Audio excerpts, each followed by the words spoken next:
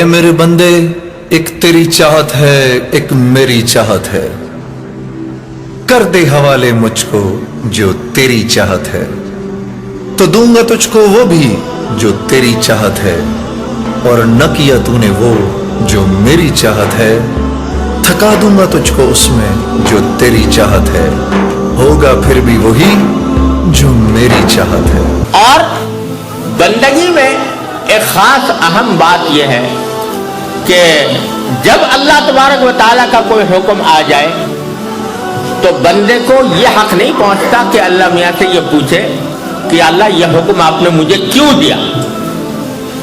اس کی کیا وجہ ہے، اس کی کیا حکمت ہے، یہ بات پوچھنے کا حق نہیں رکھتا کوئی شخص۔ بے شک اللہ تعالیٰ کے ہر حکم میں حکمت ہے، فائدہ ہے، اور اس کا اللہ تعالیٰ کا ہر حکم کسی نہ کسی فائدے پر، مصلحت پر مبنی ہے، لیکن کسی شخص کا یہ کہنا کہ مجھے پہلے حکمت بتاؤ اور مصلحت بتاؤ، اگر یہ مصلحت میری سمجھ میں آئے گی تو میں حکم پر عمل کروں گا، نہیں سمجھ میں آئے گی تو نہیں کروں گا، تو یہ بندگی نہیں ہے۔ اور میں تو اس لیے میں کہہ رہا ہوں کہ آج کل عام طور پر جب شریعت کا کوئی حکم لوگوں کو بتایا جاتا ہے تو آج کل یہ سوال بکثرت ہوتا ہے، لوگ پوچھتے ہیں کہ اس حکم کے پیچھے لاجک کیا ہے، اس کے پیچھے لاجک بتاؤ کیا ہے، اور اس کا مطلب یہ ہوتا ہے کہ اگر ہماری سمجھ میں اس کی لاجک نہیں آئے گی تو ہم اس کو نہیں مانیں گے۔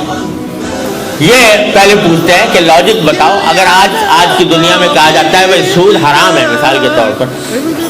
تو اکثر و بیشتر لوگ پوچھتے ہیں بھائی سود کی یہ لاجک کیا ہے، کہ حرام ہونے کی لاجک کیا ہے، اس کے پیچھے کیا، اس کا آبجیکٹو کیا ہے، اس کے پیچھے کیا مقصد ہے کہ کیوں حرام کیا گیا۔ جواب یہ بھی دیا جا سکتا ہے کہ بہت سارے فوائد ہیں، اور آج کی دنیا نے تو ثابت کر دیا کہ سود نے جتنی تباہ کاری مچائی ہے اتنی کسی اور چیز نے نہیں مچائی معاشی میدان کے اندر، لیکن یہ ایک مسلمان کا یا کسی بھی عقل مند کا کام نہیں۔ میں اس کی مثال یہ دیتا ہوں کہ فرض کرو کہ آپ کے گھر میں آپ نے ایک ملازم رکھا ہو، ایک نوکر ایک گھر میں رکھا ہو جو آپ کے گھر کے کام کرنے کے لیے آپ نے رکھا۔ آپ اس نوکر سے کہتے ہو کہ بھائی میرے لیے 10 کلو گوشت لے کر آؤ بازار سے، تو جواب میں اگر وہ یہ کہے کہ صاحب کیوں لاؤں، پہلے آپ مجھے لاجک بتائیے، 10 کلو کیوں لاؤں، آپ تو 2 آدمی گھر میں ہیں اور 2 آدمیوں کے لیے تو آدھا کلو گوشت بھی کافی ہو سکتا ہے، آپ جو 10 کلو منگا رہے ہیں تو پہلے مجھے لاجک بتاؤ، اور پھر اگر میری لاجک سمجھ میں آ جائے گی تو لاؤں گا، ورنہ نہیں لاؤں گا۔ اگر کوئی نوکر، آپ کا نوکر آپ سے یہ بڑے سوال کرے، آپ کیا کرو گے؟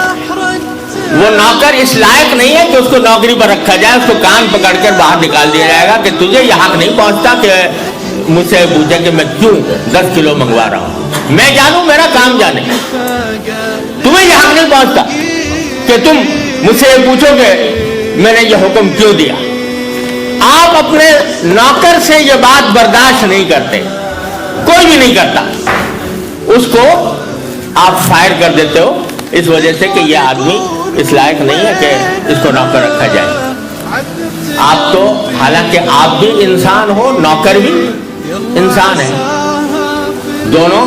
انسان ہیں، دونوں بشر ہیں، دونوں سے غلطی ہو سکتی ہے، لیکن آپ اس کا یہ سوال برداشت نہیں کرتے۔ لیکن اللہ تبارک و تعالیٰ اگر آپ سے یہ کہیں کہ فلاں کام کرو یا فلاں کام نہ کرو، تو آپ اگر جواب میں یہ کہو کہ جی پہلے لمحہ مجھے بتائیے لاجک کیا ہے اس کے پیچھے، اور اس کے پیچھے کیا مصلحت اور کیا حکمت ہے، جب تک کہ میں یہ نہیں سمجھوں گا اس وقت تک میں عمل نہیں کروں گا، تو بتاؤ یہ بندگی ہوئی یا سرکشی ہوئی؟